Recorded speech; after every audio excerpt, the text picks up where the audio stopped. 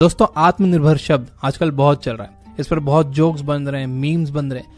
Unfortunately हम इस शब्द का असल मतलब नहीं समझ रहे, लेकिन मैं आपको ये बता सकता हूँ कि एज ए इंडिविजुअल आप आत्मनिर्भर कैसे बन सकते हो और क्यों आपको आत्मनिर्भर बनना चाहिए। मैं ये मानता हूँ कि अगर हमारे देश का हर नागरिक खुद को आत्मनिर्भर बना ले तो ये देश भी आत्मनिर्भर बन जाएगा, क्योंकि नागरिकों से ही देश बनता है। हम ही देश है, हम ही भारत है। शुरू करते हैं एक असली कहानी से, ध्यान से सुनना। एक बच्चा था, बहुत गरीब फैमिली से बिलोंग करता था, लेकिन पढ़ने में बहुत तेज था। हर बार वो क्लास में टॉप करता था। उसके साथ के स्टूडेंट्स उससे जलने लगे थे, तो उनमें से कुछ बहुत ज्यादा जलने वाले स्टूडेंट्स ने प्रिंसिपल के पास जाकर ये कह दिया कि उनके बैग्स में से पैसे चोरी हो रहे हैं और उन्हें उस लड़के पर ही शक है, बल्कि उन्हें पूरा यकीन है कि उनके पैसे वो लड़का ही चुराता है। प्रिंसिपल ने उन्हें आश्वासन दिया कि वो जांच करेंगे और अगर वो दोषी पाया जाता है तो एक्शन भी लेंगे। प्रिंसिपल ने उस लड़के के बारे में पता करना शुरू किया और उस पर नजर रखना शुरू की, तो उन्हें पता चला कि वो लड़का रोज स्कूल से छुट्टी के बाद एक माली के पास जाकर काम करता था। प्रिंसिपल को पता चला कि वो लड़का बहुत ज्यादा ईमानदार था। माली के पास काम करके वो जो पैसे कमाता था उससे वो स्कूल की फीस भरता था, बुक्स खरीदता था और जो पैसा बचता था उससे वो अपने लिए खाना खरीदता था। यही उसका रूटीन था। स्कूल जाता था, माली के पास जाकर मेहनत करता था, खुद कमाता था, खुद की फीस भरता था, खुद अपनी बुक्स खरीदता, अपने खाने का इंतजाम खुद करता। इन शॉर्ट, वो लड़का आत्मनिर्भर था। तो एक दिन प्रिंसिपल ने सारे बच्चों के सामने उस लड़के को खड़ा किया और कहा, मैंने देखा है कि बेटा तुम बहुत ज्यादा मेहनत कर रहे हो, स्कूल में भी अच्छी पढ़ाई कर रहे हो और बाहर भी काम कर रहे हो। तुम अपने स्कूल की फीस माफ क्यों नहीं करवा लेते?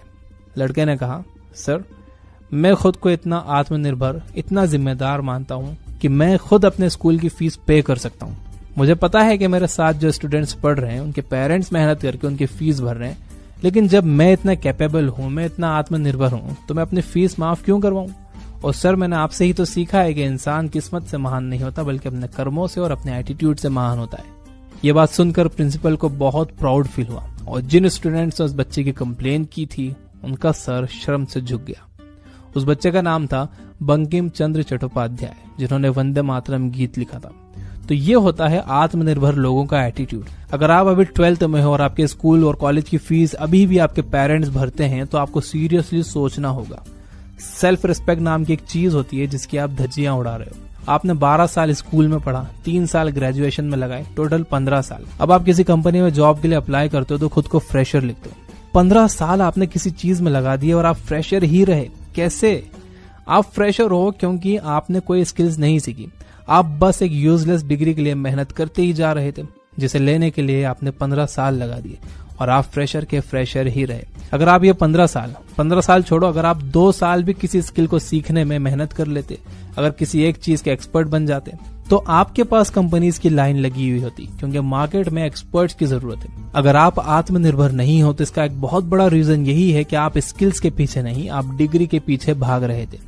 ज्यादातर लोग सही समय का इंतजार करते रहते हैं। डिग्री मिल जाएगी तो फिर वो करूंगा, वो हो जाएगा तो फिर ये करूंगा, ये हो जाएगा तो फिर वो करूंगा।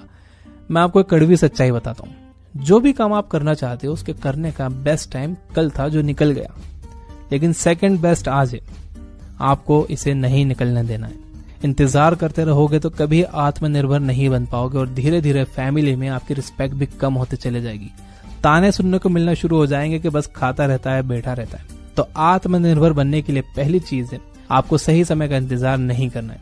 आपको आज से स्किल्स डेवलप करने लग जाना है।